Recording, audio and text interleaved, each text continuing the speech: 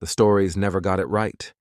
They painted her as a wild-eyed gunslinger, a foul-mouthed drunk, a woman too unruly for the world around her. In dime novels and traveling shows, she was a caricature, riding hard into town on a Mustang, 6 shooters flashing from the saddle, yelling curses that could make a soldier blush. But that wasn't the whole truth. Not even close. She was born Martha Jane Cannary in 1852, in a log cabin just outside Princeton, Missouri. Her father was a gambler and wanderer. Her mother, thin and frail, did what she could to hold the family together. They had 6 children and almost nothing to their name. When the family set off westward in a wagon around 1865, they did it the way most did, chasing rumors of gold and better days. They never found either. By the time they reached the edge of Montana Territory, Martha Jane was 13 years old. Her mother died of pneumonia near Blackfoot. Her father died not long after, leaving Jane, the oldest of the 6 children, to fend for the rest. She was a girl barely into her teens, suddenly thrust into the role of guardian in one of the harshest landscapes in America. She found work where she could. Cooking, cleaning, nursing, hunting. She dressed in men's clothes because it was safer. Nobody looked twice at a boy on the trail. A girl, alone, was a target. She taught herself to ride like a man, shoot like a soldier, curse like a miner. It wasn't about rebellion, it was about survival. Jane never looked back. By 17, she was drifting across Wyoming and the Dakotas. She spent time in Fort Bridger, Fort Laramie, and other military outposts, always finding some way to make herself useful, tending to the sick, mending wounds, helping soldiers and scouts track routes through hostile terrain. She was fearless, restless, and already her legend was beginning to take shape. According to Jane, she earned the name Calamity during an Indian campaign under General George Crook. She claimed to have rescued a wounded captain under fire, carrying him out on her horse. The men called her Calamity Jane from then on. Whether the story is true is hard to say. Jane told it many times, and each time it changed a little. But the name stuck. Others said the nickname had less to do with heroism and more with the chaos that followed her wherever she went. But whatever the origin, one thing was certain. Calamity Jane had arrived. She became a fixture in the Army's orbit, riding as a scout, delivering dispatches through dangerous territory, and doing the kinds of jobs no one else wanted. She rarely got official recognition. Women weren't on the payroll, but the soldiers knew her, trusted her, depended on her. And then she landed in Deadwood. It was 1876, and Deadwood, South Dakota, was one of the most lawless towns in the West, booming from gold, crawling with gamblers, prospectors, outlaws, and opportunists. Jane fit right in. She rode into town wearing buckskins and spurs, rifle slung across her back, hat pulled low over her eyes.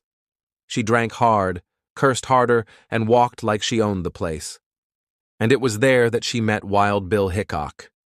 Hickok was already a legend, famous for his fast draw, cold eyes, and long, flowing hair. He'd served as a Union scout, a marshal, and a gambler, and everywhere he went, death followed. He was calm, deadly, and carried an aura of danger. Jane was immediately drawn to him. Whether they were ever romantically involved remains unclear. Jane certainly claimed they were. She told stories of their marriage, of a daughter they supposedly had together, of a love that burned like prairie fire. But Hickok, newly married to another woman, kept his distance. If he felt anything for Jane, he never wrote it down. Still, she adored him. She hovered around him in saloons, shadowed him on the trail, defended his name in barroom fights. Hickok tolerated her, maybe even admired her, but he never let her close. On August 2nd, 1876, Wild Bill was shot in the back of the head while playing poker in saloon number 10. He died instantly. His cards, 2 black aces and 2 black eights, became known forever as the dead man's hand. Jane was devastated. She claimed to have held his body, to have buried him with her own hands. She swore vengeance. She cried in public, drank herself blind, and wore black for weeks. Whether any of it happened that way is unclear. But the loss shattered something in her. She left Deadwood not long after, drifting into a darker life. She worked as a teamster, hauling goods across the plains. She became a laundress, a cook, a nurse, a prostitute. When smallpox swept through the camps, she stayed behind to care for the dying. When miners were stranded in snowstorms, she rode into blizzards to bring them supplies.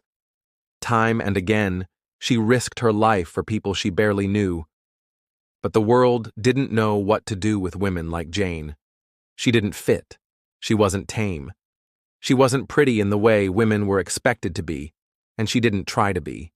She chewed tobacco. She drank whiskey from the bottle. She could outshoot most men. She could barely read or write. And yet, she was more than all that. She was kind. Underneath the bravado and the bottle, there was a woman who never stopped trying to save others, because no one had ever saved her. In the 1890s, she joined Buffalo Bill's Wild West show. For a few years, she rode in parades and appeared on stage, spinning tales of her exploits for city crowds who had never seen the prairie. She wore fringed jackets and feathers, posed for photos, and told audiences she had ridden with Custer, fought off Comanches, and killed more men than she could count. Most of it wasn't true, but the people didn't care. They weren't buying history, they were buying myth. And Jane, tired and broken down by then, gave them what they wanted. Her voice was raspy, her hands were arthritic, her eyesight failing, but she still had presence, and the crowds loved her. She used her meager earnings to help the poor. She gave her clothes to children, paid for strangers' medicine, and never passed a beggar without handing over her last coin. She slept under bleachers, in train depots, in alleys. She asked for nothing. In her final years, she returned to South Dakota, her health failing fast. She was only in her 50s but looked 20 years older.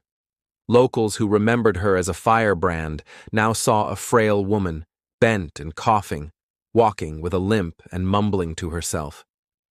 She lived on the charity of others. Old friends gave her shelter.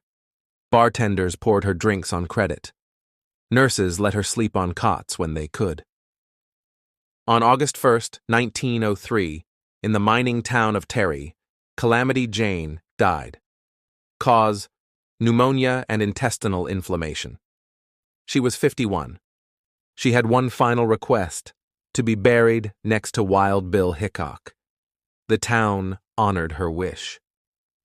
And so, in a small cemetery overlooking Deadwood, the woman the world tried to forget was laid to rest beside the man she never stopped loving. Some people said it was a joke, an insult to Hickok's memory. Others said it was poetic justice. But for Jane, it was everything. Even in death, she chased the love she could never quite reach. And maybe that's what defined her more than anything else. Not her wildness, not her drinking, not even the gunfights or the tall tales, but the deep, bone-carved ache for connection, for someone to hold her hand when the world turned cold. Calamity Jane was many things: scout, nurse, gambler, drunk.